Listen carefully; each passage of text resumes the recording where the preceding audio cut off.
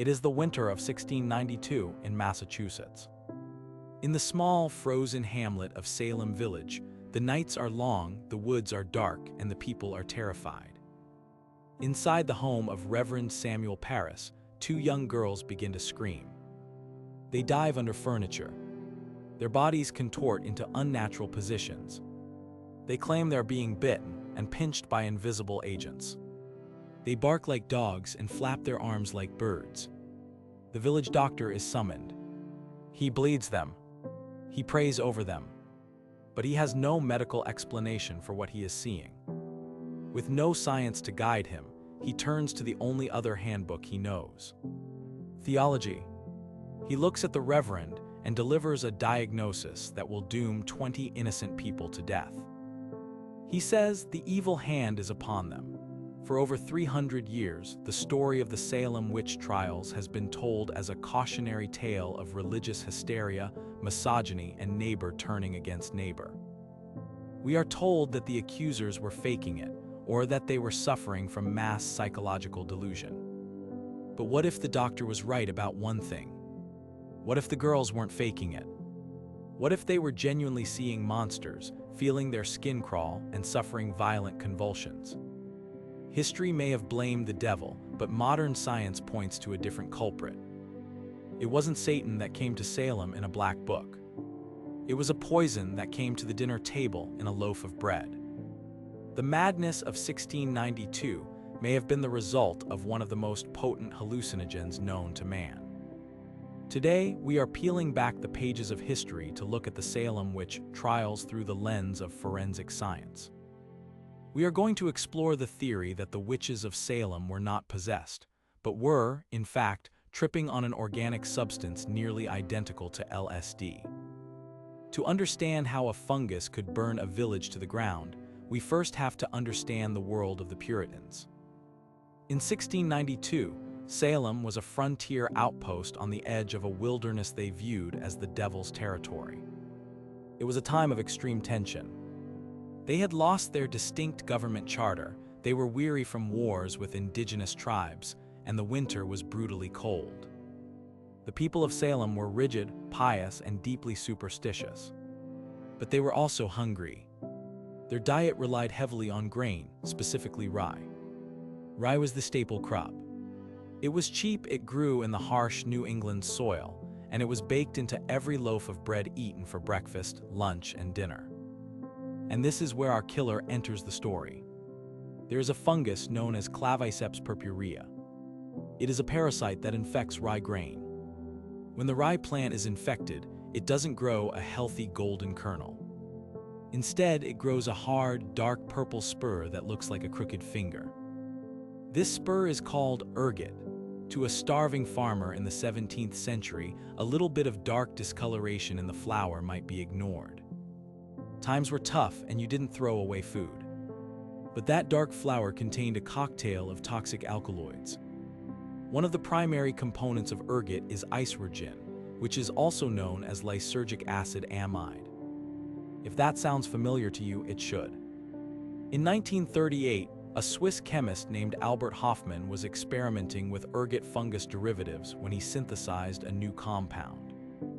5 years later, he accidentally absorbed a small amount through his fingertips and embarked on the world's first acid trip. He had discovered LSD-25. The substance that fueled the psychedelic revolution of the 1960s is derived from the very same fungus that was baking in the ovens of Salem in the 1690s.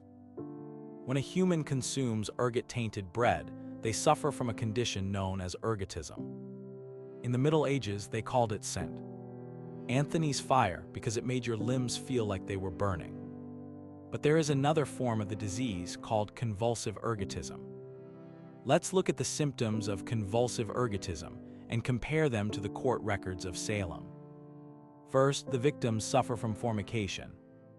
This is a medical term for the sensation of ants or insects crawling under the skin. In the Salem court transcripts, the accusers constantly complained of being pricked with pins and bitten by invisible agents. Second, muscular contractions.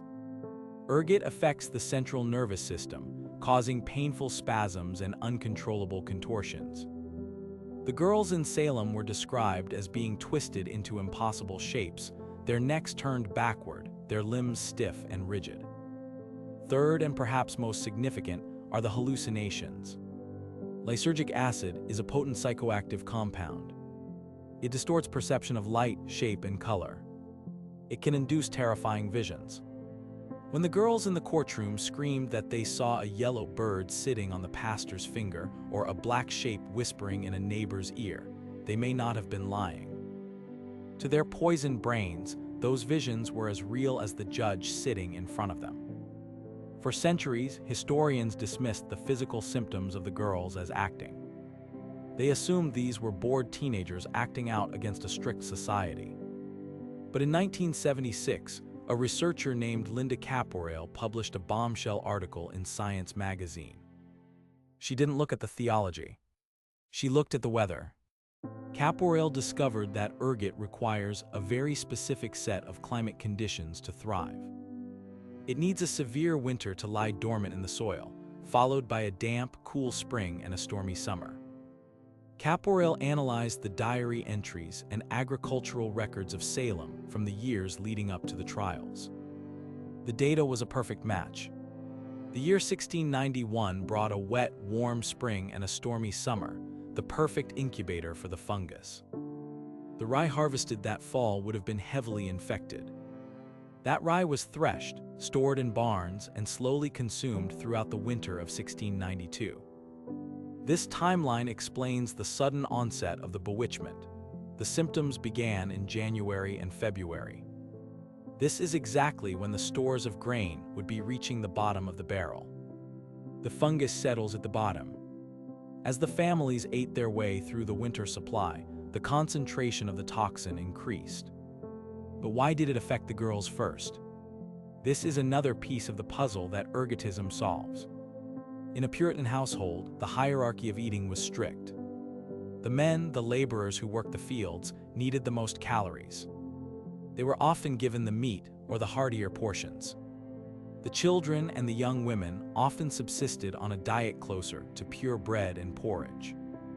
Furthermore, children and teenagers have faster metabolisms and lower body weights than adults. A dose of ergot that might give a grown man a stomach ache could send a teenage girl into a full-blown psychedelic psychosis. It is also telling where the hysteria began. It started in the parsonage of Reverend Paris. The Paris family did not have their own farmland. Their salary was paid in goods provided by the villagers. It is highly probable that the taxes paid to the church came in the form of the surplus crop, which in a bad year would be the lower quality, potentially infected grain. The vector of the disease was the salary of the reverend. As the trials progressed, the affliction spread. But it didn't spread randomly. It moved through the western side of the village, the area with the swampy, low-lying farmland that was most susceptible to the damp conditions ergot loves. The families on the higher, drier ground remained largely symptom-free. In the minds of the Puritans, this look,